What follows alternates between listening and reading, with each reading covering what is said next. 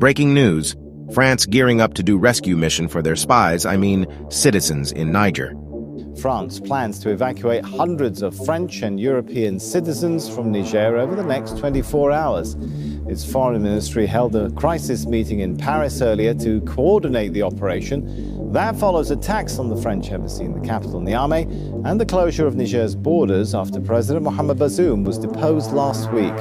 The leaders of neighboring Burkina Faso and Mali have warned that any military intervention would be considered a declaration of war against them too. Victoria Gatenby reports. They're working around the clock at the Foreign Ministry in Paris. Diplomats preparing to evacuate French citizens from Niger after President Mohamed Bazoum was deposed last week. We refuse to apply these illegal, illegitimate and inhumane sanctions against the people of Niger.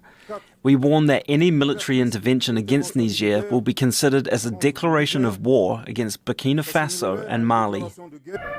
Before the coup, Niger was an important ally of the West in the fight against armed groups linked to Al-Qaeda in the Sahel. It's also one of the world's biggest producers of uranium, which fuels nuclear power stations. Niger produced more than 2,000 tons of high-grade uranium last year. That's 5% of global output. France is heavily reliant on nuclear energy.